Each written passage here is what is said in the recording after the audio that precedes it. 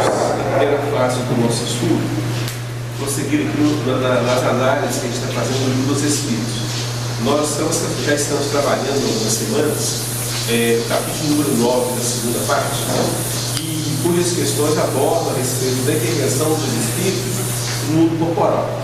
E na semana passada nós iniciamos e finalizamos o subírio que fala a respeito da ação dos Espíritos nos fenômenos da natureza. A gente pode ver a partir das questões apresentadas e também nas obras subsidiárias, entre amigos, do nosso lar, comigo e libertação, trazendo para a gente alguns apontamentos mostrando a participação dessas entidades, desses espíritos, em se tratando de ação da natureza, né? E é mostrado para nós que são espíritos em condições subhumanas.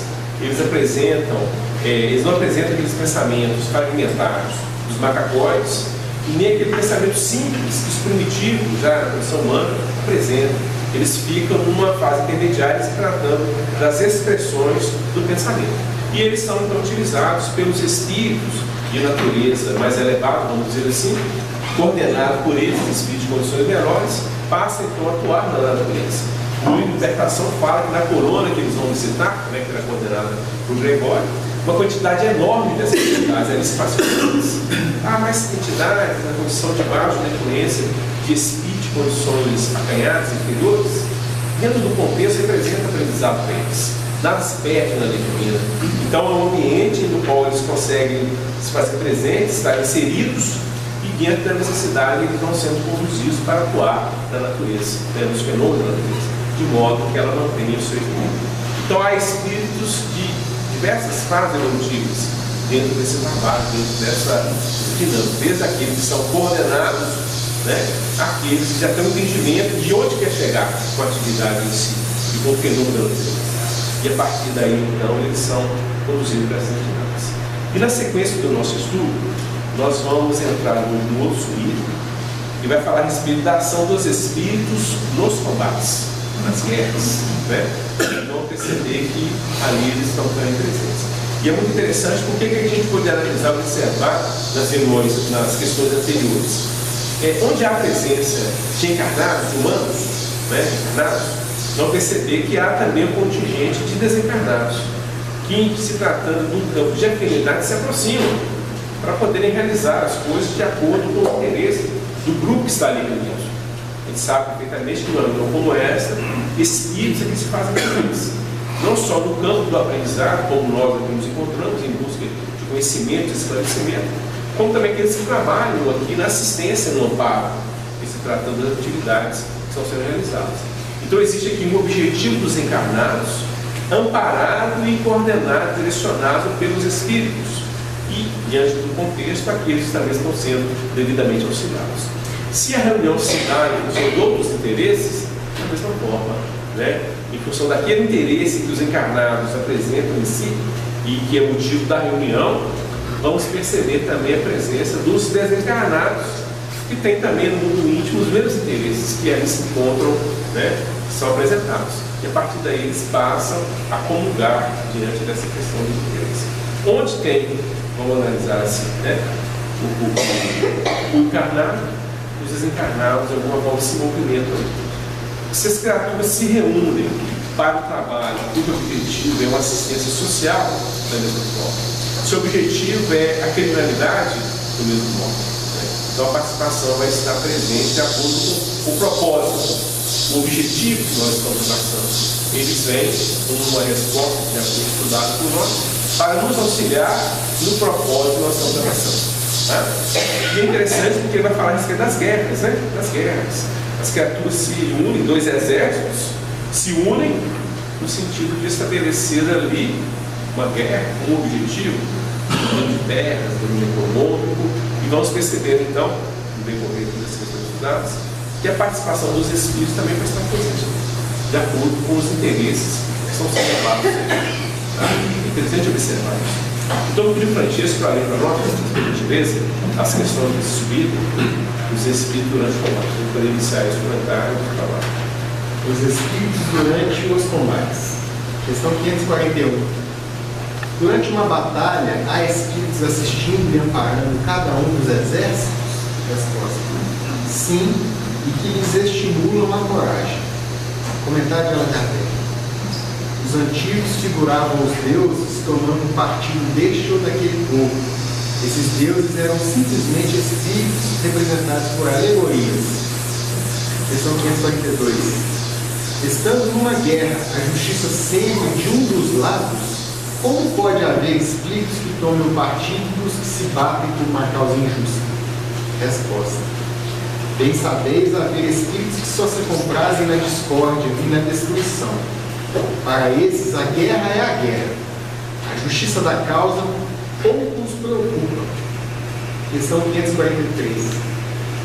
Podem alguns espíritos influenciar o general na construção de seus planos de campanha? Resposta. Sem dúvida alguma. Podem influenciá-lo nesse sentido como com relação a todas as concepções. Questão 544. Poderiam maus espíritos suscitar-lhe planos errôneos com o fim de levá-lo à derrota? Resposta. Podem, mas não tem ele o direito. Podem, mas não tem ele o livre-arbítrio? Se não tiver critério bastante para distinguir uma ideia falsa, sofrerá as consequências e melhor faria se obedecesse, em vez de comandar. Questão 545. Pode alguma vez o general ser guiado por uma espécie de dupla vista, por uma visão intuitiva que lhe mostre de antemão o resultado de seus planos? Resposta. Isso se dá miúde com o homem de gênio. É o que ele chama de inspiração e o que faz que obre com uma espécie de certeza. Essa inspiração lhe vem dos espíritos que o dirigem, os quais se aproveitam das faculdades de que o veem dotado. São 546. No tumulto dos combates, o que se passa com os espíritos dos que sucumbem? Continuam após a morte a interessar-se pela batalha? Resposta. Alguns continuam a interessar-se, outros se afastam. Comentário de Kardec. Dá-se nos combates o que ocorre em todos os casos de morte violenta. No primeiro momento, o espírito fica surpreendido e como que atordoado. Julga não estar morto. Parece-lhe que ainda toma parte na ação. Só pouco a pouco a realidade lhe surge. São 547. Após a morte, os espíritos que como vivos se guerreavam continuam a considerar-se inimigos e se conservam encarniçados uns contra os outros? Resposta. Nessas questões, o espírito nunca está, nessas ocasiões, o espírito nunca está calmo. Pode acontecer que nos primeiros instantes depois da morte ainda odeie o seu inimigo e mesmo o persiga. Quando, porém, se lhe restabelece a serenidade das ideias, vê que nenhum fundamento há mais para a sua animosidade. Contudo, não é impossível que dela guarde vestígios mais ou menos fortes, conforme o seu caráter. Questão letra A. Continua a ouvir o rumor da batalha? Resposta. Perfeitamente. Questão 548. O espírito que, como espectador, assiste calmamente a um combate, observa o ato de separar-se a alma do corpo? Como é que esse fenômeno se lhe apresenta à observação? Resposta. Raras são as mortes verdadeiramente instantâneas. Na maioria dos casos, o espírito cujo corpo acaba de ser mortalmente ferido não tem consciência imediata desse fato. Somente quando ele começa a reconhecer a nova condição em que se acha, é que os assistentes podem distingui-lo, a mover-se ao lado do cadáver. Parece isso tão natural que nenhum efeito desagradável lhe causa a vista do corpo morto. Tendo-se a vida toda concentrada no espírito, só ele prende a atenção dos outros. É com ele que estes conversam, ou a ele é que fazem determinações. Isso pode, no primeiro momento, causar uma certa impressão da gente, o fato de tomar ciência de que numa guerra, numa batalha, os generais estavam sendo auxiliados no sentido de estabelecer o plano de combate. Então, a guerra vai destruir, a matar as pessoas, a tirar tudo semelhante, e, no entanto, eles estão sendo, de uma certa forma, amparados por um espírito que tem, com certeza, um entendimento da questão médica, que vai dar um suporte, intuição e direcionamento de chegarmos, né, de combate, chegue ao efeito de uma forma positiva. Um dos exércitos vence. Né? Então pode causar uma certa estranheza no primeiro momento. Mas se a gente vai entender, Deus, no seu espírito da sabedoria, Ele sabe utilizar das limitações, da capacidade ainda, da incapacidade de compreensão nossa, criaturas humanas, para fomentar no contexto mais abrangente, né, de um dia para o outro, de um momento para outro, mas no contexto de experiências mais abrangentes, fixação e entendimento mais amplo da vida na sua essência. Nós vamos estudar aqui na terceira parte, né, do Livro dos Espíritos, vai falar a respeito da lei de destruição, falando sobre as leis da natureza, vai falar sobre as leis de destruição. E nas leis de destruição ele vai fazer referência à questão das guerras, mostrando justamente isso. Né? Embora seja ali um comportamento, atitude estranha da parte das criaturas humanas, Deus sabe aproveitar esses acontecimentos para promover as mudanças essenciais em se tratando das criaturas, em se tratando da jornada evolutiva que nos encontramos. Então funciona, a partir da atitude humana, alguns acontecimentos, algumas situações dentro da lei de destruição, na realidade a destruição é transformação. Né? Então é importante que a gente procure entender com mais abrangência esses movimentos. E uma vez que o processo ocorre e se dá, não tem como de passar o borracha, apagar e tirar de um contexto, porque somos criaturas humanas que estão no campo de aprendizado. E diante, às vezes, dos interesses transitórios, diante de determinados pontos de vista, nós acabamos criando atrito com o vizinho. Né? E nesses atritos, numa questão mais abrangente, pode vir a acontecer as guerras. Que se deu de uma forma intensa no passado, ocorre hoje em regiões, né, algumas regiões do nosso orbe, mas vão perceber que há a presença e a participação dos espíritos. Vão perceber que, muitas vezes, esses espíritos não são espíritos de uma condição mais elevada, mas têm um entendimento e podem dar o suporte devido. E qual é o objetivo dentro do que está sendo apresentado? É vencer a batalha. Né? E é interessante porque, se a gente faz uma análise mais abrangente, de uma certa forma, um dos exércitos, que é representando um país ali, por exemplo, ele vai estar com uma relativa razão. Porque eu estou invadindo, não posso deixar a pessoa invadir as minhas terras, matar os meus irmãos. Tem que criar uma proteção. Então nós temos que nos posicionar de forma a defender a nossa estrutura. Tentamos pelo diálogo todas as formas possíveis. E eles acabaram chegando a esse ponto de querer invadir as nossas terras. Então tem que criar uma defesa. Não pode deixar coisas fluírem assim, porque torna-se muito problemático. A complicação pode ser maior. E vamos perceber então que esse que, de uma certa forma, entre aspas, pode estar ali com uma relativa razão, poderá receber uma ajuda, um auxílio de um modo mais abrangente, de forma a criar recursos, direcionamento, para poder conter essa invasão e preservar ali a sua estrutura, se tratando do ambiente que ali se encontra aquelas criaturas. E o outro provavelmente poderá sucumbir. Mas não quer dizer que, embora a pessoa relativamente haja uma razão, entre aspas, não quer dizer que esse exército não venha sucumbir. Então vamos falar com outras questões no contexto. Então nós vamos poder observar aqui, né? Durante a batalha, há espíritos assistindo e amparando cada um dos exércitos? Sim, sim. Eles estimulam a coragem.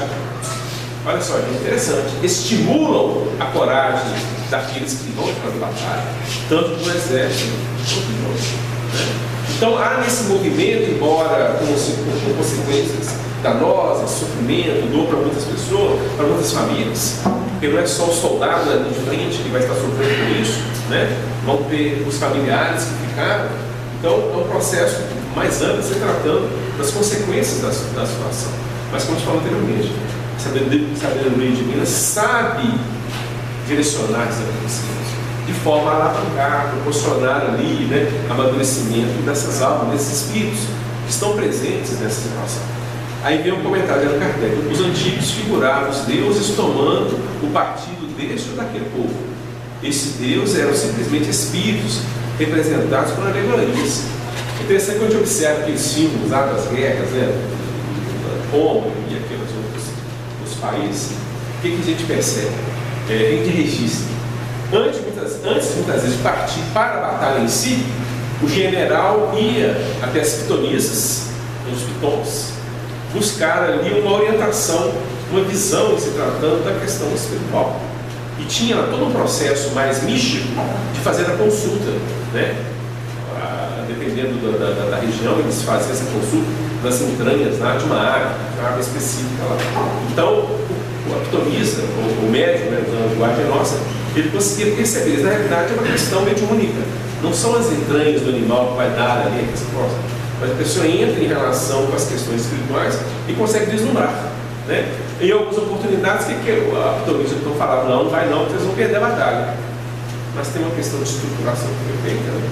E a questão pessoal, orgulho, vaidade em general, e que ele acabava se sobrepondo àquela orientação. Mas vinha a orientação que eles não seriam vitoriosos na batalha.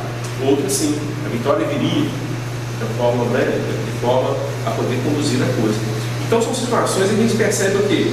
A participação das criaturas humanas, muitas vezes, né, procurando a intermediação dos espíritos, uma resposta do plano espiritual, dentro de uma questão mística ainda, mas não deixa de ter ali a essência da coisa. E a resposta vinha de alguma forma.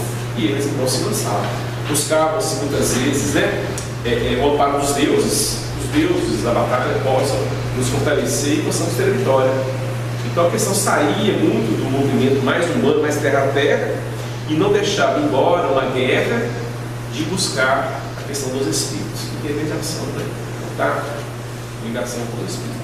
Então a gente observa que dentro desse movimento, as outras questões vão trazer outros apontamentos, mas a gente percebe que é um trabalho que vai fomentando a intimidade das criaturas, das almas envolvidas, tanto dos espíritos como dos encarnados, um processo de interação entre os dois planos da vida, os dois planos da existência. Lá na frente, amadurecidos, essas criaturas terão uma dinâmica diferenciada no contexto das atividades, das limitações. O general, por exemplo, que foi influenciado por espírito no sentido de atuar ali na batalha, ele abriu o campo de sintonia para a influência daquele espírito. E da mesma forma o espírito passa a ter uma certa ascendência sobre aquele companheiro. No momento futuro, já com outras aberturas, ao campo de relação entre o encarnado e encarnado aberto, para uma realização mais abrangente, né? E se tratando do espírito da sua essência. Então não se perde. O processo vai sendo conduzido para dinâmicas em que cada fase a criatura passa a estar sintonizada ou num movimento de ordem mais elevada, né? Até alcançar no futuro a perfeição. Então estamos iniciando aqui com a questão 541, com esses comentários que fizemos, e vamos passar para os nossos irmãos, o que eles percebem, o que eles registram dessas questões. Vamos lá? Isso aí. Como o Márcio falou, no primeiro momento pode nos causar estranheza utilizar o exemplo de uma guerra, de uma batalha, que tantas almas são ceifadas, né, no sentido do desencarne, né, e que tanta cobiça, tantos interesses ainda do homem imperfeito, do homem inferior, motivam essas batalhas, né? Como é que a gente pode utilizar isso para tirar algum ensinamento moral? Mas é justamente assim. O Espiritismo, ele é definido por Kardec como uma ciência também é filosofia e tem seu aspecto religioso. Mas é uma ciência que estuda a relação. Então, estudar o que ocorre durante um combate traz muitas instruções. Tem várias situações ali que podem ser estudadas. Por exemplo, a questão do perispírito, né? A questão do próprio desencarne, são desencarnes violentos, né? Numa guerra. Então dá para fazer uma comparação entre o desencarne natural e o desencarne por violência durante a guerra, o estado do espírito depois do desencarne, no plano espiritual. Então vários princípios da doutrina podem ser estudados neste momento. É interessante, né?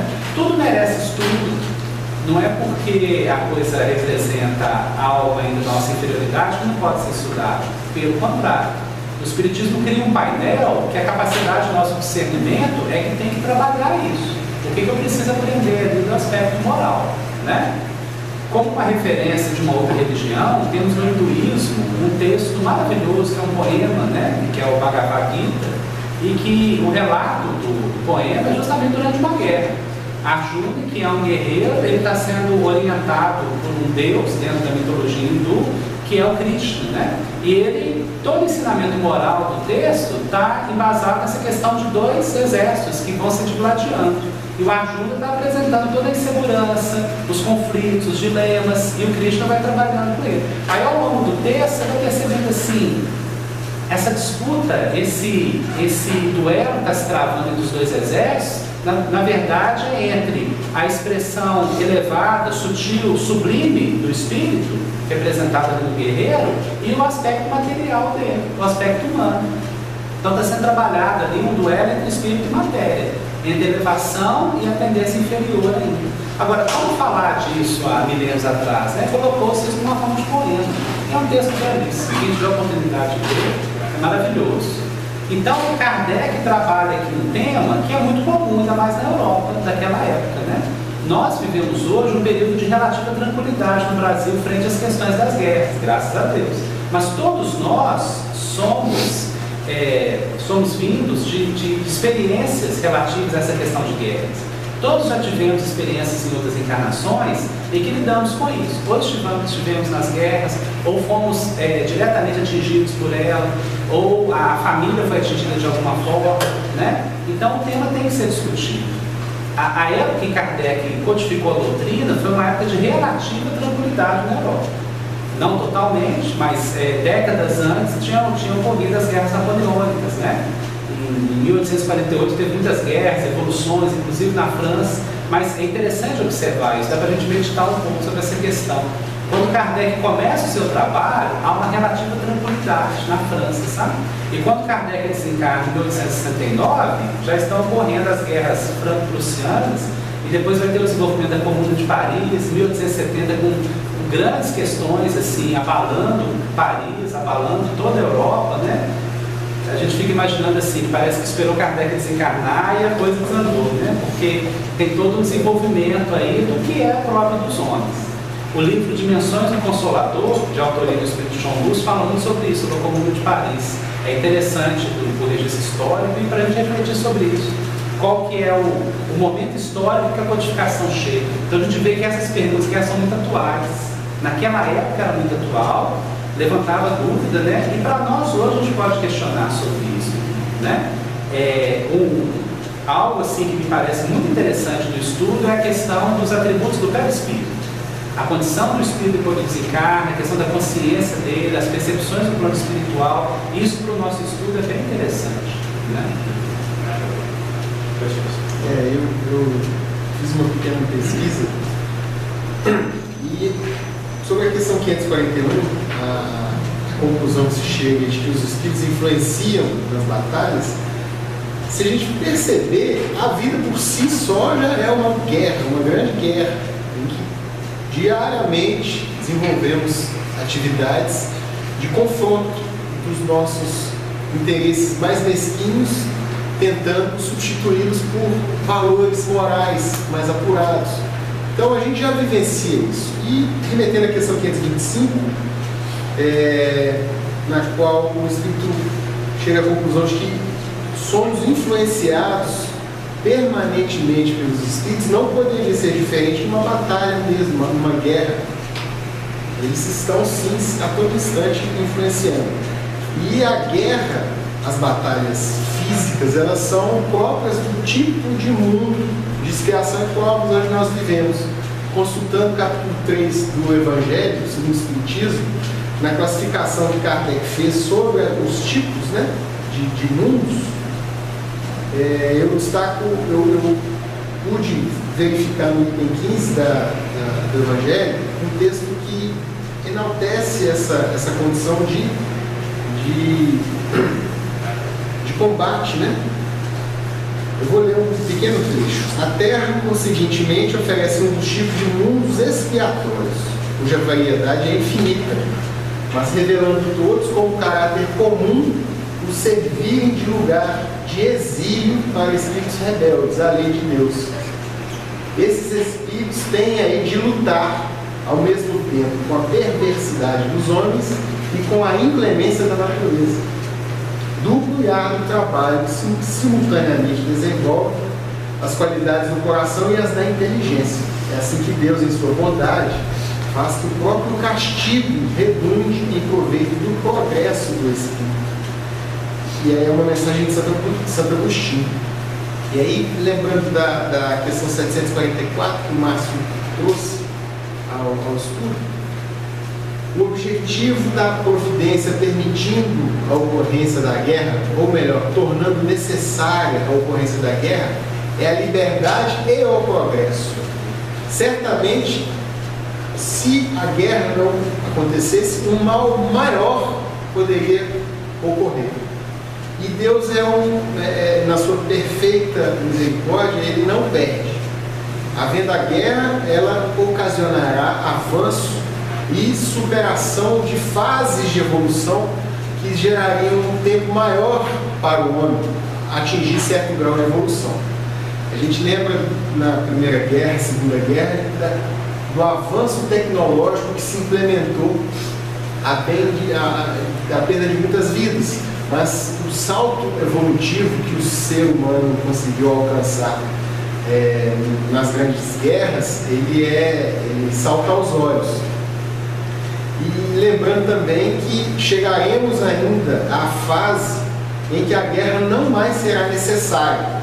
Aí eu vou estudar também uma mensagem de Emmanuel, no livro Religião dos Espíritos. Emmanuel, com toda a sua didática, né? A mensagem chama Caminho da Paz. Ele relaciona 10 grandes flagelos que o mundo enfrenta, né, durante a sua evolução. E dentre eles a guerra. Dentre eles a guerra que suprime a paz e justifica a crueldade e o crime entre as criaturas. Na segunda parte do texto, Emmanuel vai trazendo os remédios para cada um dos flagelos. Quando chega na parte da guerra, o problema é um pouco mais sério. Mas nem a política, nem o comércio, nem a ciência, nem a indústria, nem a imprensa, nem a aproximação entre os povos, nem a exaltação do trabalho, nem a evolução do direito individual e nem a higiene conseguem resolver o problema da paz.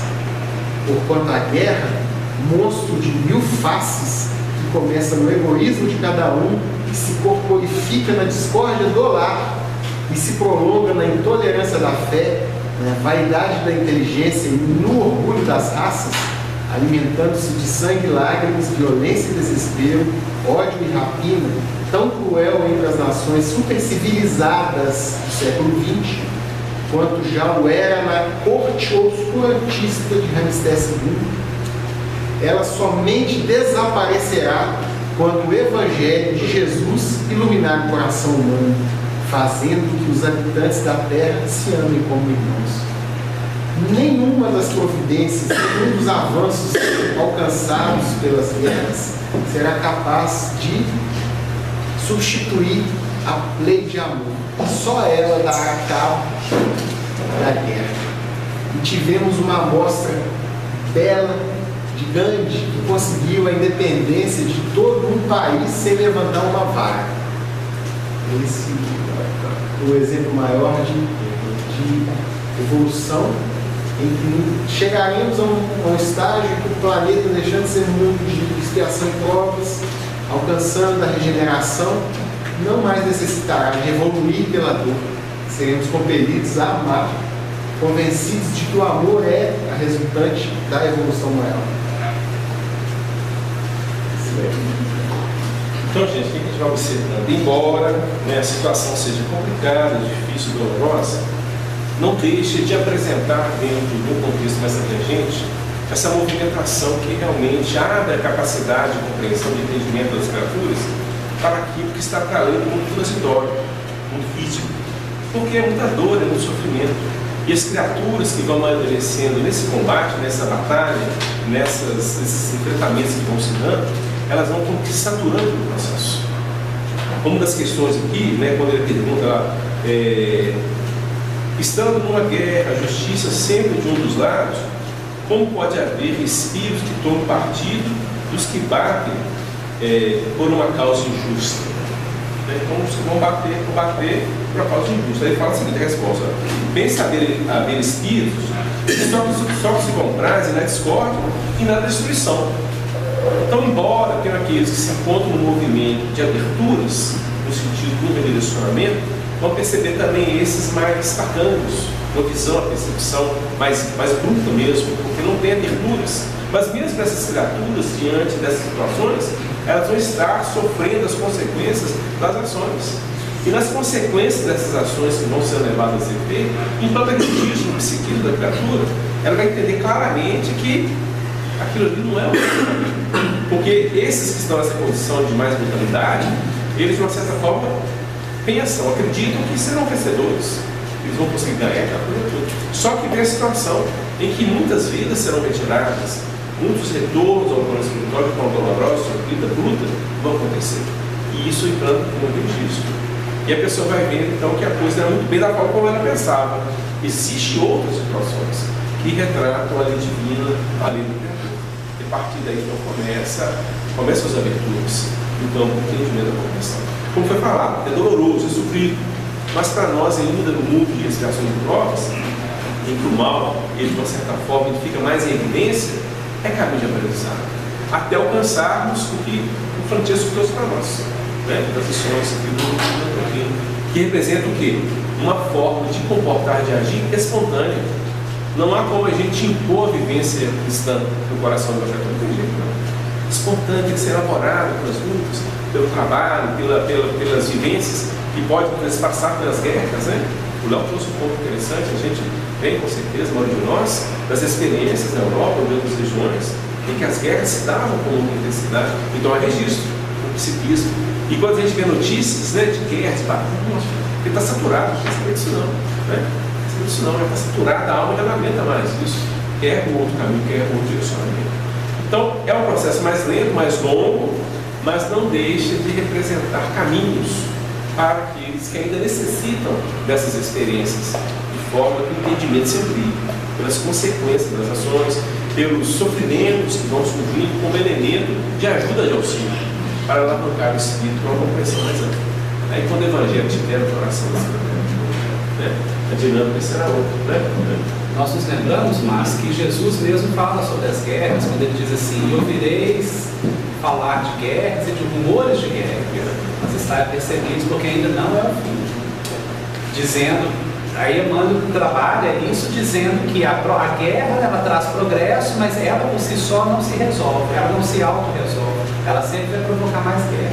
Quando o amor entra no coração da criatura, é que o processo se dissipa, né? Chega à sua conclusão. Gente, então é isso aí. Na semana que vem, a gente vai prosseguir o estudo desse capítulo dos Espíritos e a gente não vai dar sequência. O próximo subido vai falar para nós aqui dos pactos, né? Os pactos que se dão entre os encarnados e os desencarnados. Muito interessante. Nós passamos a palavra ao Wagner e dar a sequência aos estudantes. Nós pedimos a Deus que nos abençoe. Vamos continuar aqui no nosso estudo da Epístola de Paulo a Tito. E nós estamos no capítulo 2, em que Paulo exorta o companheiro de doutrina, que é jovem, a orientar as pessoas dentro dessa maratona de iluminação. Então ele começa dizendo assim: tu, porém, fala que convém a sã doutrina. Os velhos que sejam sóbrios, graves, prudentes, sãos na fé, na caridade e na paciência. As mulheres idosas, semelhantemente, que sejam sérias no seu viver, como convém às santas, não caluniadoras, não dadas a muito vinho, mestras do bem.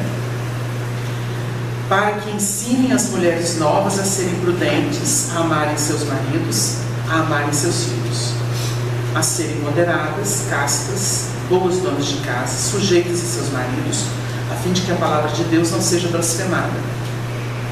Então, vamos parar na mulher, depois vai falar dos mancebos. Nós temos trabalhado as epístolas de Paulo não numa órbita histórica, não pelo prisma histórico, do que era comum, do que era uma realidade sociológica ou de vivência moral da época. É claro que o Evangelho serviu para inspirar modelos de virtude no campo externo. E a gente nota isso aqui. Os mais velhos, mais recatados, mais sóbrios, né? As mulheres, ele fala aqui como santas, e vai debulhar o que era o santo na época, né? Tirando isso que a Igreja Católica criou, de quase que deificar o ser, né? Canonizar. O que era o santo? Quando eles falavam, ali existem santos, são os esforçados, são os que estão saindo dessa ideia materialista, dessa ideia sensualista, dessa ideia de vícios contumazes, que era muito comum no Império Romano, domínio do Império Romano. Então vocês imaginem, né? Com toda a devassidão que levou esse império a ruir no tempo. Então ele está trabalhando valores que definem o quê? Famílias saudáveis, comprometimento moral uns com os outros, né? Dentro daquela ideia de regras de bem proceder, para a gente não ler isso, não entender isso com a hipocrisia religiosa da nossa época, né? A pessoa finge que é uma coisa e fala manso, etc., mas na verdade é sepulcro caiado, está interessado em oferir vantagens e vai enganando pessoas. Não nesse sentido, mas essa santidade das mulheres que ele define aqui, não caluniadores, ou seja, não usa o artifício da serpente, né? Que é astuta, é sagaz, coerente, a pessoa coerente. Isso para falar das mulheres, né? Não dadas a muito vinho, que seria aquela ideia, não da bebida em si, né? Que as mulheres nem bebiam, naquela época, nem podiam beber. Mas para a gente poder até entender o que é a proposta, que é exatamente, estuda-se o que o vinho faz. O vinho deixa mais leve, relaxa, a pessoa perde a capacidade de se autogerenciar, né? Dependendo da quantidade que ela bebe. Então a gente fala muito do vinho da lisonja, ou seja, quando a pessoa embala, empolgada com determinados assuntos que não são tão pertinentes. Então, por exemplo, uma mulher está casada, a gente vai dar uma ideia aqui, uma mulher está casada, e aí de repente ela começa a entrar na rotina e ela vê, por exemplo, as amigas ainda solteiras, né, nos namoros, e encantadas com os rapazes, assim, assado. E de repente ela pode começar a ter aquele saudosismo. Falar, mesmo, era bom porque eu estava disponível, eu podia, né, quem sabe, namorar aqui, namorar ali. Então, isso é um tipo de vinho. Ela embala por assuntos que comprometem o seu compromisso. Comprometem a sua vida a dois, né, dentro de um plano de construção, de aprendizado. Porque casamento não é só usufruto, casamento é também aprendizado. É cadinho de lições que se repetem sucessivamente. Então a pessoa tem que ter essa consciência. Então a gente lembra essa ideia do vinho, né? Não dadas a muito vinho, né? Eu até deixo que o Chico falando assim, a vida pede um pouco de ilusão. Pode ser muito. Muita ilusão perde a pessoa. Mas um pouquinho, né? Um romantismozinho, um sonho disso, um sonho daquilo. Não fecha aqui. Não é radical. Porque a gente tem imaginação como departamento da casa mental. É muito difícil não ter um sonhozinho, né? Então precisa um pouco. Uma ilusãozinha não faz mal, não, mas ela tem que ser na medida, né? A gente enfeita as coisas. A pessoa pode, por exemplo, enfeitar aspirações, expectativas, e é saudável que tem, né? Mas que saiba estimular. Porque só querer receber e não fazer nada em termos de fomento fica difícil, né? Então a gente quer um jardim bonito, então a gente trabalha todo dia. Então nesse aspecto não tem nada rígido, porque não é uma coisa fechada. A gente tem ternura, a gente tem essa coisa do sentimento, e a ternura é a melhor expressão disso, para temperar o rigor do raciocínio. A gente não pode esquecer disso. A razão, ela tem seu papel. É engraçado que há pouco tempo a gente viu muita gente publicando, né? É melhor amar do que ter razão. Então, a razão, ela precisa de componentes do sentimento. A gente não pode ser tão ferro e fogo. Tem muita gente que separa porque é muito racionalista. Porque se ela colocasse mais ternura, nos processos, ela conseguiria mudar essa história desse final tão doloroso. E assim a gente vai fazendo com as coisas, né? É um papel que cabe à pessoa. Se Jesus não enxergasse beleza, potencialidades nas pessoas que encontrou, uma Maria Madalena não seria um vulto do cristianismo. Um Zaqueu, que era político da época, não seria um bom servo. O Pedro não seria o esteio do cristianismo. O Paulo jamais seria escolhido para ser o divulgador do Evangelho. Então Jesus viu algo mais e ele usou o sentimento para isso. Com certeza. Se fosse pela análise racional, ninguém passava no teste. E a gente estaria sem essas florações do cristianismo. Por exemplo, esse aqui, que é produto do Paulo, né? A gente não teria essas epístolas para poder entender o assunto. Então, ele debulha para a gente poder entender. Muito bem, mestras no bem. É a proposta. É preciso apostar no melhor. Né? Então, a pessoa está passando a prova e fala assim, não, vai melhorar. E vai melhorar. E não, porque tudo passa. Né? Então, é preciso que a gente tenha compreensão do que ele está propondo. Para que ensinem as mulheres novas a serem prudentes. Por quê, gente? Jesus tem uma parábola, capítulo 25 de Mateus, que é a parábola das virgens. Existiam 5 prudentes e 5 loucas. O que o Paulo está debulhando? Exatamente isso. As mulheres mais velhas, mais amadurecidas, que já passaram suas provas, ensinam as mais novas, sociologicamente. Mas como que a gente pode entender esse assunto fora desses padrões? A mãe não prepara a filha? Pelo menos antigamente preparava para o casamento, né? Então hoje a coisa está um pouco diferente, né? Às vezes a mãe está querendo vestir com uma filha e sair com ela para não namorar, porque separou do marido. Então ela faz de tudo para parecer com a filha e está na balada com a filha. E a filha perdeu a referência da mulher, né? A gente está vendo isso acontecer. Não que não possa. Mas as pessoas, as próprias pessoas vão entendendo que tudo é lícito, mas nem tudo convém. Não é? Tem hora que as pessoas ficam meio sem propósito, assim, e podem criar laço de tropeço para a pessoa e a desilusão pode ser tremenda. Mas aqui não há nenhuma censura. Toda experiência é válida, porque Deus usa o tempo, não a violência. Mas que existe ponderação, existe lógica para aquilo, né? Então a gente pega esses assessores da vontade para poder ajudar a gente a fazer uma adequação. Vá assim, mas vá não se julgando uma menina de 15 anos ou de 18.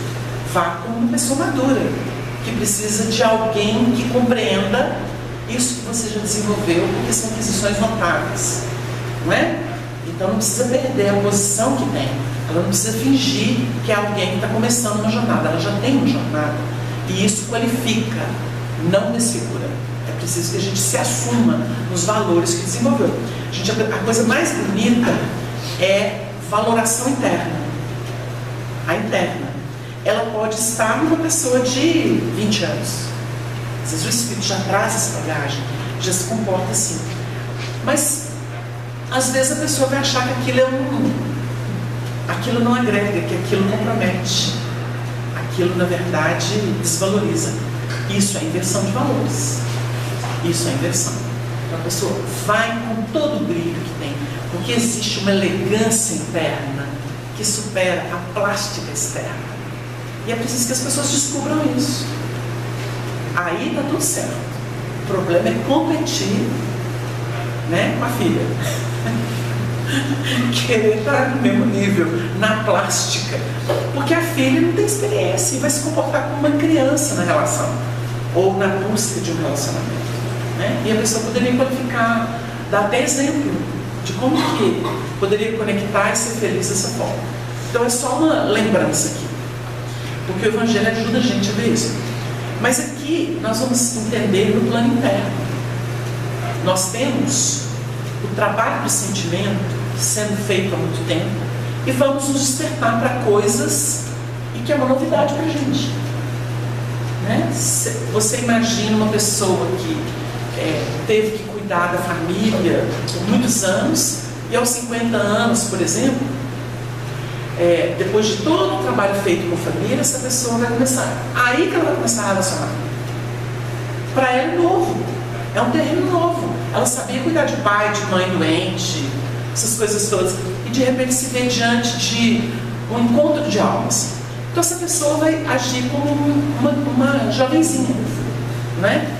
Aí é que a experiência granjeada no plano do sentimento, no trato carinhoso com os pais, tudo tem que entrar para tutelar um sentimento novo, que pode ser o da paixão, do desejo, não é? E aí tem que entrar. Então a gente percebe que o Evangelho dá muita dica para que essas mulheres consideradas santas, no sentido de equilibradas, elas possam nortear aquilo que vem de insegurança, de imaturidade, em outros planos de realização. Então uma criatura, por exemplo, grave em muitos assuntos, ela consegue temperar as outras áreas. Às vezes uma pessoa grave pode ser uma pessoa dada a muito estudo, né? Isso vai acontecer, são os mais velhos, aí é o homem, né? Porque a razão é homem. Então ele tem condição de tutelar o sentimento dele, que está numa posição ainda infantil quase. Ele tem como segurar, ele tem como tutelar. É o que se espera do Adão cobrindo Eva, para que ela não compre por engano pela serpente. A história lá de trás nos dá uma ideia.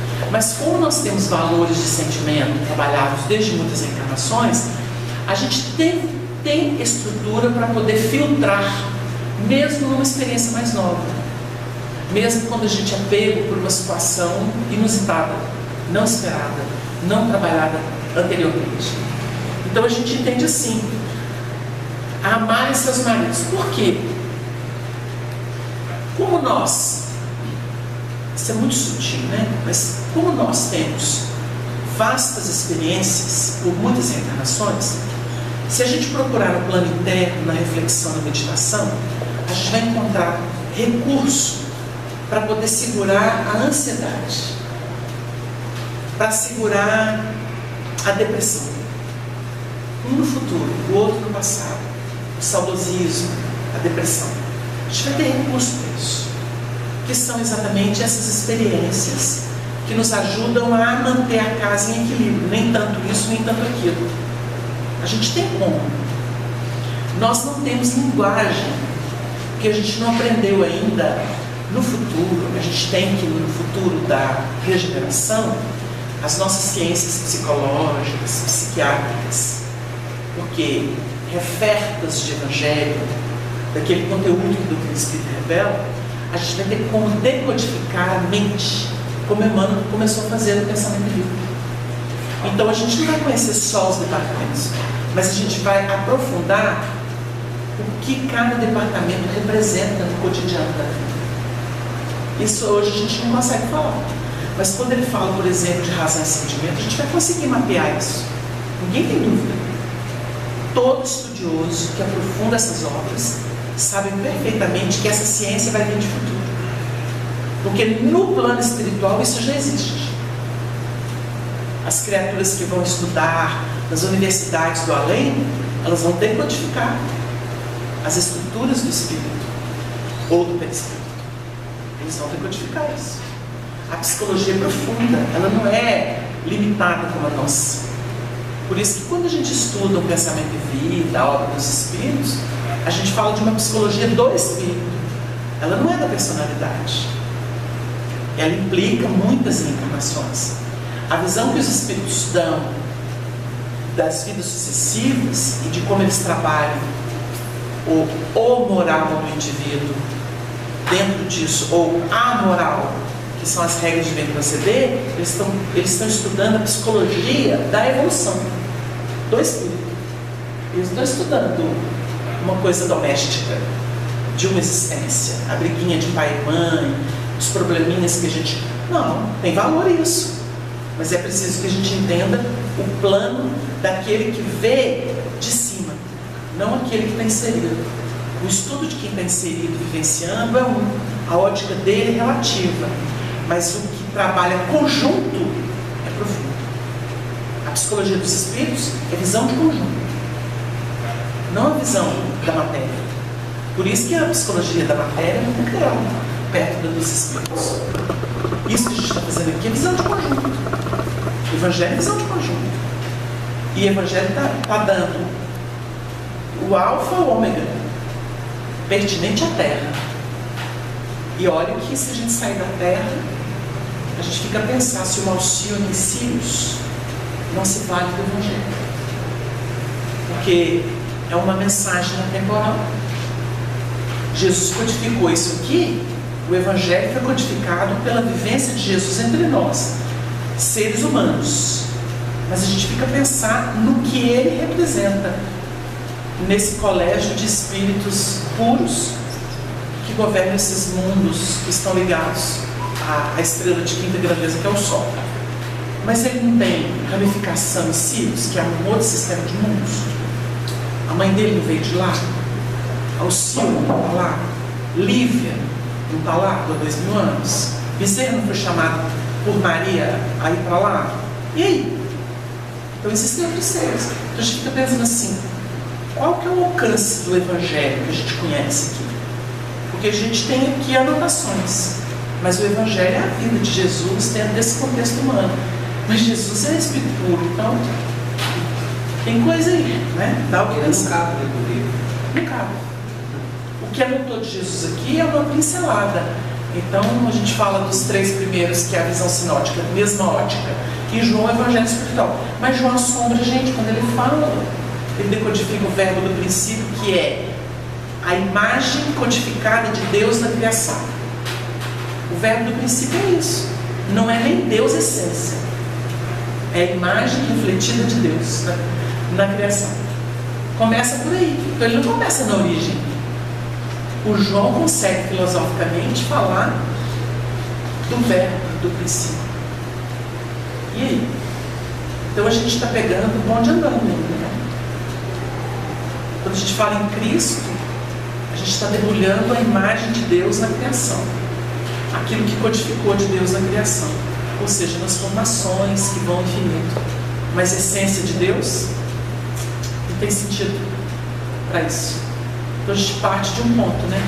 Por isso que o Evangelho de João, o verbo do princípio, combina com o livro Gênesis. A gente vê que está tudo coerente. E foi à tarde e amanhã, o dia primeiro. Não se começou do início, porque o início é uma incógnita. Deus é uma incógnita na sua essencialidade. É um desafio permanente. E por muito tempo vai ser. Ao que parece, né? Então a gente é curioso porque os espíritos estão dizendo que a filosofia é o início, né? É o espírito inteligente tateando. Então ele começa pela filosofia, vai para os fatos, aí vem desdobrando com mais fundamentação e acha o espírito, começa a delinear o espírito, mas o espírito só para onde quer. Não sabes de onde vem nem para onde vai. E aí a gente espírito é Deus. Deus é o grande espírito. Então a gente começa a tatear e começa a sentir o espírito. Então por enquanto a gente está na órbita de Jesus Cristo. A nossa leitura de Deus passa por Jesus Cristo. E por muito tempo vai ser assim. Quando a gente transcender a Terra e alcançar outras dimensões, aí talvez a gente possa ultrapassar o Cristo planetário e quem sabe ferir o conjunto de espíritos puros, cujo pensamento deve ter uma expressão que não se consegue hoje, né? Então a gente precisa de Mateus, Marcos, Lucas, João, né? E a contribuição de Lucas, por exemplo, de Paulo, para poder sentir o espírito crístico, que é a decodificação de Deus que o Espírito puro Jesus fez. Deu uma ideia, gente? Então, coisa vai, né? Coisa vai. Então, curiosamente, essas ensinem as mulheres novas a serem prudentes. E a gente lembrou a parábola. São 5 prudentes e 5 loucas. As loucas não tinham material, que é o óleo para poder sair à noite e encontrar o marido. Tudo isso tem simbolismo. A noite é um momento de dificuldade, que é a aflição, a prova, né? O óleo que permite queimar o pavio, né? E enxergar, para identificar o noivo e se casar, que é a oportunidade. É o lume da fé, fundamentado, a gente poderia dizer assim. Porque é a obra. Eu construí, né? Eu tenho eu armazenei isso. Eu me movimento nessa esfera de realização. Aí eu tenho sustentação para um momento difícil, o momento da noite, em que eu vou ter que encontrar o quê? O noivo. O noivo é exatamente a linha do equilíbrio de realização daquilo. Porque a noite traz o noivo, que ele apareceu à noite. E elas saíram loucas porque não tinha luz. Não tinha óleo para ser a lamparina. Então, olha que interessante. A fé que não se estriba em uma elaboração interna, ela não sustenta a criatura na hora do vínculo, da aliança. Não sustenta. Então, por que a gente fala da fé raciocinada? Não é nenhuma questão de racionalidade, é uma questão de discernimento. O que mais o Espiritismo tem feito para a humanidade é propor o discernimento. E mesmo assim tem muito tonto por aí. Tem muito tonto por aí. Ou tonto conveniente, ou tonto porque leu, mas não entendeu. Não é isso? Desatento, né? Desatento. Pega isso aqui, ó. Debulha de cor para todo mundo. Mas não laborou. Não laborou. Se não interiorizar, não tem. É disco de vinil repetindo. É alto-falante, reproduzindo aquilo que havia emitido. Não tem parte comigo. Jesus fala isso o tempo inteiro no Evangelho de João. Se me amais, guardareis os meus mandamentos. Guardareis. É interiorização, né? Então essa experiência em algumas áreas vai ajudar nas outras. Porque a mulher tem que ser prudente. A mulher não pode sair como a Eva, resolvendo a casa. Ela precisa ter comunhão com o marido. Porque o provedor da casa é o marido. É a razão. Por isso que o discernimento ele pode ser compreendido com a elaboração da instrução, porque a instrução vem em forma. E quando há uma conexão com a realidade interior, faz o inventário, etc., a resultante disso é o discernimento. Chama-se bom senso. Discernimento é sinônimo de bom senso.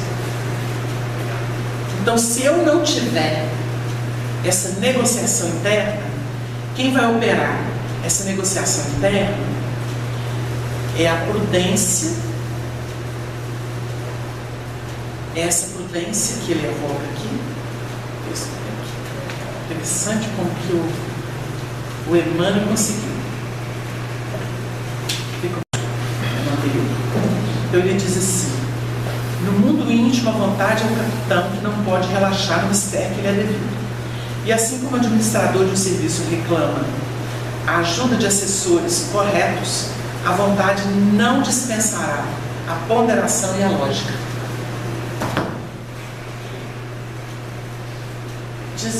Diz nos Espíritos, no Atos dos Apóstolos tem lá um texto que fala assim: quando eles veem Jesus ascender, se elevar, no meio de nuvens, aparecem 2 varões que sacodem. Ele vai ficar olhando do céu, ele vai voltar do céu. Ponderação e lógica. Porque senão fica delirando na mística. O Honório explicou isso. Ponderação e lógica. Ou explicou isso. Os varões vêm. que são essas forças que assessoram a vontade. Por isso que a gente diz que a vontade, como Emmanuel opera aqui, é o bom senso. É o senso moral da vida. E ponderar é pesar. Exato. É o filtro, né? E a lógica é a métrica, que a gente não pode andar sem ela. Tem um monte de gente aí delirando. Inventam de tudo, mas nada é real. Que ficam fugindo. Tem gente que foge no excesso do materialismo. Porque a gente está na matéria, vivei com os homens como vivem os homens de vossa época. Mas tendo Deus no coração, para sublimar o processo. É a mensagem do homem no mundo, né? O que a pessoa faz? Ela vive o mundo como se fosse definitivo. Aí está o erro dela. O mundo não é definitivo. Agora, quando vai buscar espiritualidade, o que ocorre? A pessoa abandona o mundo e rechaça o mundo. Aí perdeu o ponto de equilíbrio. Qual que é a proposta da multiplicação dos pães? 5 pães e 2 peixinhos. Não é só pão. Pão é alimento elaborado. Mas o peixe é o biológico. Tem que ter o componente biológico. Ou seja, a matéria tem que estar aí. Não pode ser só essencialização. Então a pessoa fica extremamente mística, ela foge do mundo. Ela não opera. Aí ela não batiza, porque tem que ter a incursão. Tem que emergir com o João, o batista. Então tem que entrar lá no mar. Agora eu não posso só emergir. Eu tenho que emergir para poder elaborar. A proposta é o equilíbrio. Então, nós temos 2 peixes para 5 pães. Então tem que ser mais espiritual que material. Mas tem que ter. Então, olha, elas vão ser prudentes a amarem seus maridos, a amarem seus filhos. Por que tem que amar o marido? O marido é aquilo que vem para dar o tom para fecundar. É um desafio trabalhar a razão e o sentimento, mas tem que trabalhar, porque é muito subjetivo. Eu tenho uma ideia, é o marido, está no campo do raciocínio. Eu tenho que encontrar uma moça nova para fecundar. Aí vem assim a ideia, procura no campo interno e vem uma empolgação assim, passional. Opa! Né? Até arrepiei. Veio a ideia e arrepiei. Encontrou correspondente no sentimento. Ele vai fecundar. Ele fecundou o sentimento. Só que ela tem que amar o marido, tem que ser dentro do plano. Não pode exagerar. E aí vem o que? A ancestralidade. Aí vem as mulheres mais antigas, os homens mais antigos, porque ele começa pelos velhos. Ele está falando das mais novas aqui, mas elas têm que ser submetidas àquilo que eu já trabalhei no plano do sentimento. Eu tenho experiência. Então eu digo assim, nossa, eu estou aqui empolgado com esse negócio, estou até salivando, estou arrepiando, nem estou dormindo. Você vê que tangeu o plano do sentimento ou das emoções. A emoção é mais novinha, né? O sentimento é mais grave. Então a gente faz separação porque um é mais periférico, o outro é mais profundo. Está no Evangelho segundo o Espiritismo, que é a mensagem. Né? Você sabe de qual é o instinto, vem a sensação, o sentimento. Aí vem o sentimento, e a culminância do sentimento é o amor. Olha a escalada que o Espírito Lázaro fez isso no texto do Evangelho segundo o Espiritismo, no comentário. Então a gente nota que o trabalho é feito dessa forma. E aí vem a empolgação. A empolgação é um problema, é um problema. Então precisa de quê? O marido tem que... Ela não pode passar na frente do marido, senão ela faz que nem a Eva. Empolgou lá com a história da serpente, que é o canto da sereia. E ela vai lá com medo que não pode na frente do marido. Eu não posso precipitar, eu tenho que conjugar. Então eu tenho que amar o marido. O que é amar o marido? Respeitá-lo, considerá-lo, comungar com ele. Isso é amor. Então eu vou negociar com ele. Meu marido, a coisa está assim. Vamos pensar junto? O que você pensa sobre isso? Tem que considerar. Senão não é amor. Senão não é. Ou seja, a empolgação não pode estar acima do ideal. Não pode. O plano do ideal, ele não pode ser sozinho. Porque o Emmanuel fala assim, o caráter deve estar acima do ideal. Então, por que o Emmanuel falou isso? Como é que o Evangelho explica? O Paulo escreveu assim, a cabeça da mulher é o varão. O varão é a razão. A mulher é o sentimento. A cabeça da mulher é o varão. A cabeça do varão é o Cristo. O Evangelho é ele. Mas a cabeça do Cristo é Deus. O que eu falei agora há pouco? Que Cristo é a decodificação de Deus na criação. Ela é mais universal. Mas a cabeça do Cristo é Deus. Essência que a gente não conhece. Então a gente vai decodificando. Então olha a gradação. A cabeça do Cristo é a cabeça do varão. Ou seja, a minha razão, meu plano idealístico tem que ter esse plano moral aí, ó, do Cristo. Por isso que o caráter está acima do ideal. Ideal por ideal, o Estado Islâmico está saneando o mundo. O terrorismo. E se deixar, tem igreja de crente aí que sai quebrando tudo quanto é centro espírita, terreiro, etc. Isso é o menor respeito. As imagens, vocês entenderam? Isso é ideal deles. Agora, cadê o caráter acima disso? Respeite o outro. Respeite o outro. Faça a sua parte e respeite o outro. Isso é o plano do caráter. Que é o que o Estado Islâmico não tem, que os fundamentalistas não têm. Né? Sai por aí. Isso é loucura. Então, para chegar na mulher, ela tem que amar o marido. Amar, sujeitar. Comungar. Ora sujeita, ora comunga, ora sugere. É uma negociação permanente. Tem coisa que o sentimento sabe melhor do que a razão. Mas, ordinariamente, a razão vem para cobrir. É o véu. A mulher não pode entrar no templo sem o véu, que é indecente. Por quê? Porque a paixão é indecente. A paixão é desgoverno. A paixão inflama e não tem limite, não tem que vir esses elementos da ponderação, da lógica, que trabalham sob a tutela da razão ou do bom senso. Então tem que entrar isso. Não é fácil falar disso, mas é belíssimo. Isso é ciência do novo tempo, gente. Isso é ciência do novo tempo.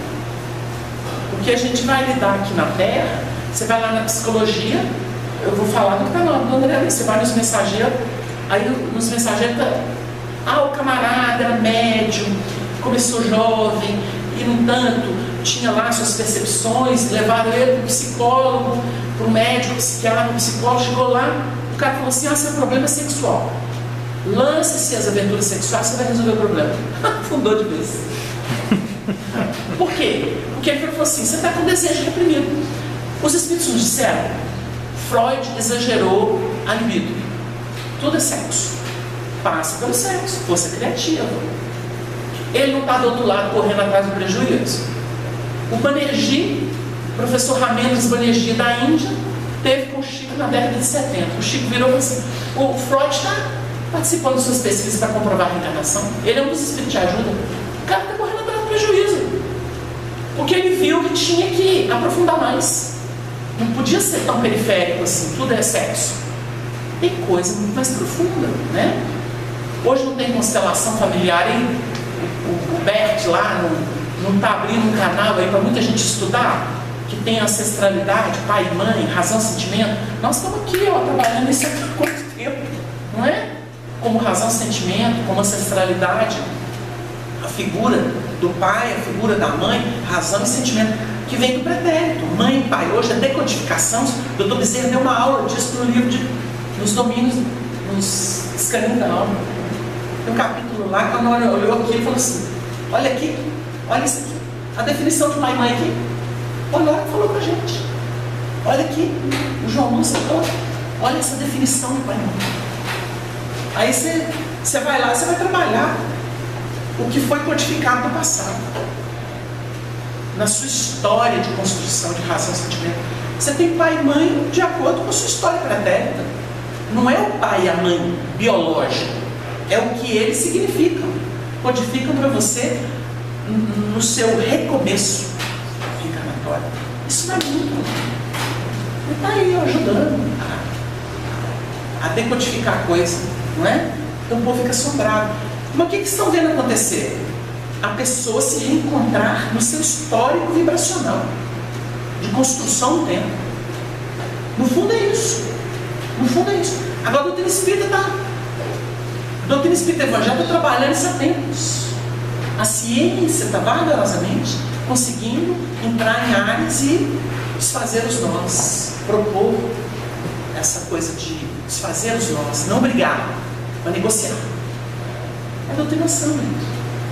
É você pegar um espírito do seu passado e conversar com ele e falar, vamos acertar nosso roteiro? Você não está bem, eu também não estou bem. Essa relação nossa está doentia. Vamos aqui dar um jeito? Vamos chegar num acordo? A desobsessão é o que o Bert está propondo. Vocês entenderam? É o que a psicologia, a psiquiatria, quando mais inspiradas, estão tentando fazer. As equações são divinas. O homem que é tardio para poder interpretar isso. E vai segundo o mercado, né, gente? Segundo o pensamento de o mercado, etc. Olha, não é difícil entender isso não.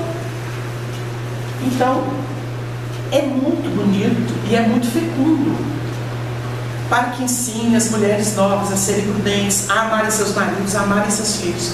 Porque se o marido vem e conecta com ela, vai ter filho. Qual que é o filho? É a obra que fizeram juntos. Amar os seus filhos. Eu tenho que cuidar daquilo que é produto de razão e sentimento em mim. Eu tenho que elaborar. Eu tenho que ter carinho com esse filho. Ele tem que crescer, gente. Porque é ele que vai tomar conta da casa. O filho faz desaparecer pai e mãe. Vocês entenderam? O filho do homem engole pai e mãe. Porque ele é a renovação. É o símbolo. Então olha que cadeia bonita. E é isso que ele está falando aqui, está trabalhando magistralmente. Ou psicologia profunda de espírito. Vocês estão vendo aqui? A serem moderadas ao tempero, né? Castas. Não dá para ficar prostituindo aí, não. Cada hora estou beliscando um lado. Não tem identidade. Porque isso não é questão sexual, não. A visão do evangelho de sexualidade, ela é plena. O indivíduo, ele é fecundado a todo momento no plano mental, que por sua vez fecunda o sentimento. Aí o Emmanuel fala assim, sentindo pensas, pensando ages. E aí vem o destino. Nós somos sensibilizados. Só que agora, gente, o que está sendo proposto? Evolução consciente. Não fica pensando por tabela mais não. Não é assim? Não fica pensando por tabela mais não. Opera com consciência. Que seja. Aí o elemento não fica esperando sensibilizar, para arrepiar, para fazer alguma coisa. Ele planifica. Já sei como. Estou aqui buscando na fonte. Então eu opero enquanto espero. E aí, construção. Cuidar do filho. Estou cuidando do meu futuro, meu jardim vai ficar lindo. Meus filhos vão me carregar.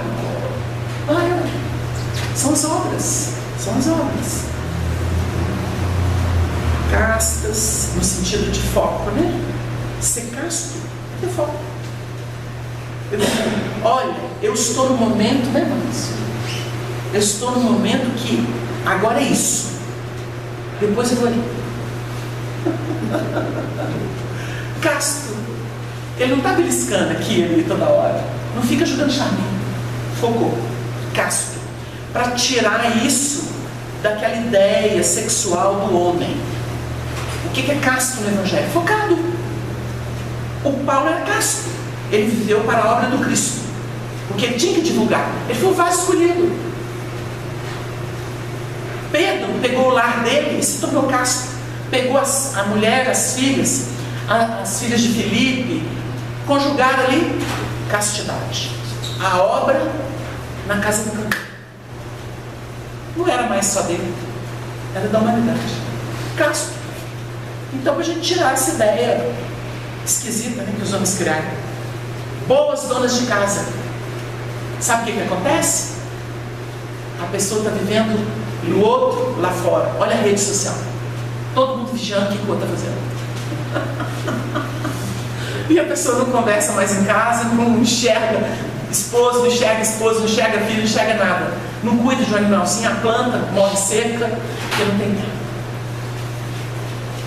O problema é visitar de vez em quando, não. O Big Brother agora na rede social. Então, gente, boa dona de casa. O sentimento tem que zelar pelo patrimônio interno. Tem que ter. Como é que funciona isso no plano externo? Vou dar uma ideia. A esposa fala assim: nossa, meu marido está ali trabalhando. Ai, vou fazer um cafezinho novo.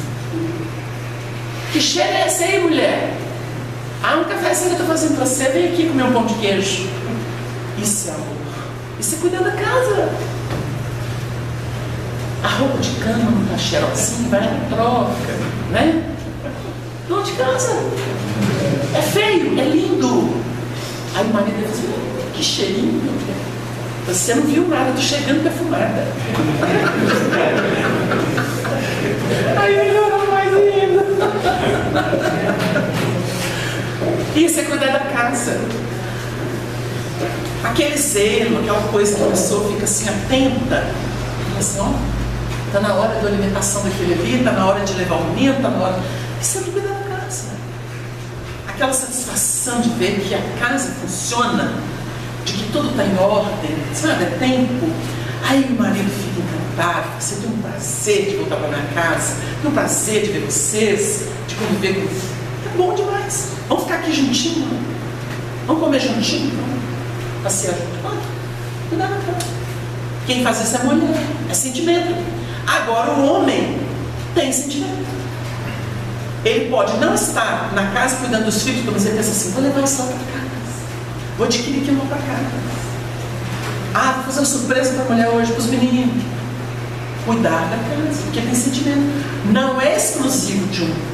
Porque o Paulo definiu isso quando? Aos Coríntios, na primeira carta, ele vai ter as respostas acerca do casamento. Ele fala assim: a mulher não tem poder sobre o seu próprio corpo, mas tem o marido. O marido, por sua vez, não tem poder sobre o seu próprio corpo, mas tem a mulher. O que ele disse? Comunhão. Porque se eu cuidar de mim, o outro não tem. Eu cuido do outro e o outro cuida de mim. Esse é o plano. Esse é o plano. Esse é o plano. Agora, individualizou, não existe. A pessoa já está sozinha e julgou o outro para sargento sozinho. Às vezes vive do lado e não enxerga. Assistindo muito isso. A gente nota uma coisa na pessoa, às vezes é a mulher, só podia ser você, porque o fulano não nota. Não que tenha que notar bobagem, assim, pequenas coisas, né? Mas as gentilezas existem, né, gente? Porque senão também perde a espontaneidade. E a gente fica apertado no que eu faço. É igual a gente para gravar nome. O Chico virou, deu um depoimento e falou assim: Chico, mas como é que você lembra o nome de todo mundo, da meninada, do povo? Ele falou assim, aí ele deu aquela resposta que afundou todo mundo: quem ama nunca esquece. Aí, meu Deus do céu, lançamento de livro é um sofrimento. Como é que é mesmo? Aí que dá branco. Na hora que você precisa que dá branco. Assim: Chico, você me pôs numa situação difícil. Então não tem amor não, que eu não lembro. Mas o Chico tinha umas coisinhas que a gente sabia, ele via manuscrito. Ele tinha umas... que a mediunidade dele era danada. Como ele não queria contar que ele lia o nome escrito na testa das pessoas em luz, que ele já confidenciou isso para amigos, que ele viu o nome assim escrito na testa. Aí, como ele não quer contar o poder espiritual, ele fala assim: não, quem ama não esquece. Você sabe que eu sei, Chico, mas ele colocou a gente numa situação daquelas, né? Então, gente, sujeitas a seus maridos, a fim de que a palavra, boas donas de casa, sujeitas a seus maridos. pronta para acolher a proposta que vem. Não significa que ela não vai ter vida própria. Tem muita gente que briga com isso aqui. Se Paulo é machista, olha, ele pegou a estrutura sociológica do seu tempo e descreveu aqui o movimento do evangelho. Vocês acham que Paulo escreveu uma epístola para poder regular vida de mulher e de homem? Será que ele não estava colocando, imprimindo aqui uma ciência transcendente que ele captou?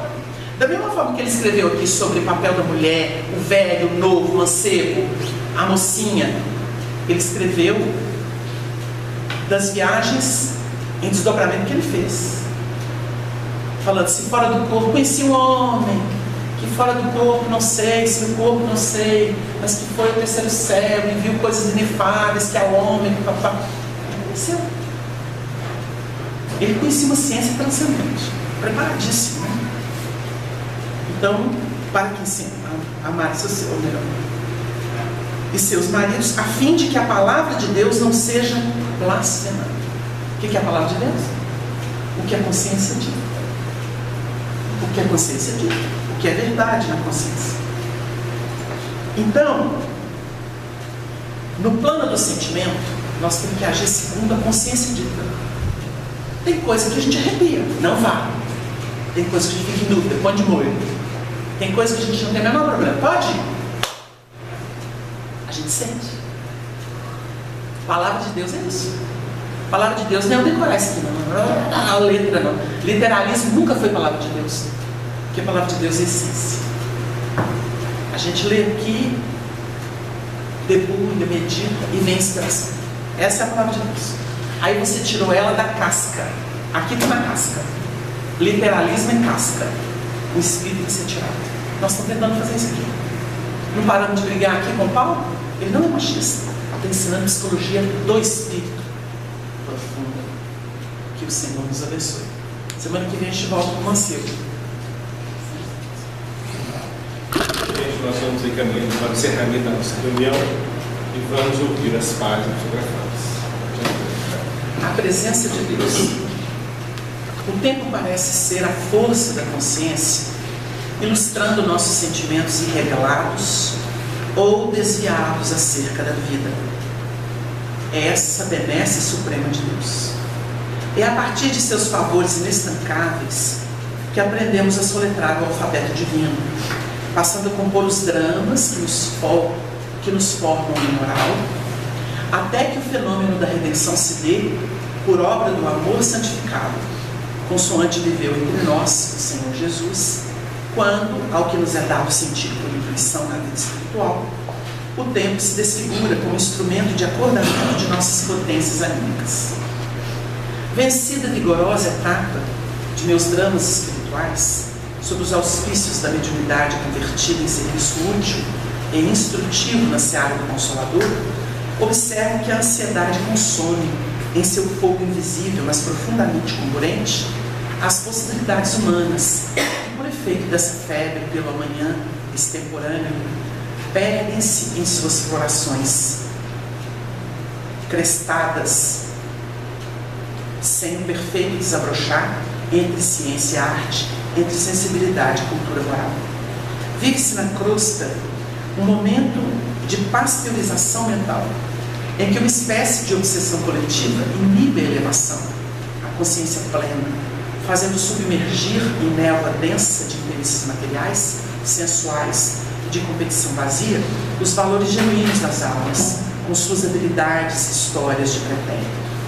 Pessoalmente, não posso me conceder a prerrogativa de juíza ou de promotora em relação ao que fazem ou não fazem os semelhantes. Minhas existências pretéritas, com as escolhas infelizes por desfecho, notadamente o suicídio, me desautorizam, embora o efeito regenerador da reencarnação última no abençoado Brasil da compaixão cristã. O que esta oportunidade de intercâmbio me seja, frente aos companheiros de doutrina e de mediunidade com Jesus, é breve reflexão fraterna, por cujas notas busco me posicionar como irmã e amiga de quantos lutam e igualmente procuram a regeneração de si próprios, com a boa nova por caminho de iluminação. Saibam, quantos possam, no sentir a sinceridade de propósitos nesta comunicação, que o tempo é o amigo das sementeiras e igualmente o juiz inflexível de nossas escolhas, pois a ele compete, e a nada e a ninguém mais, o cumprimento da lei eterna, que reza a cada um segundo as próprias obras. Irmãos e amigos, abençoe o tempo com as boas obras, obras que têm seu nascedor fecundo no otimismo e na confiança em Deus, para tornar-se plena e infinita no amor aos semelhantes, à criação, ao Pai Criador. Que Jesus nos envolva em paz e consciência da luz. Ivone A. Pereira. Amor em ação. A ternura se extravasa quando o coração contrito vence a incerteza vaga de um irmão aflito. Nasce de sincera compaixão e é capaz de curar, pois reflete pelo coração o poder divino de amar. A par de todo recurso que alivia crentes e ateus, só o amor traça o percurso da dor aos braços de Deus. Bem. Gente, nós vamos encerrar com essa reunião agradecidos a Deus, nosso Pai, Criador das bênçãos escolhidas por todos nós.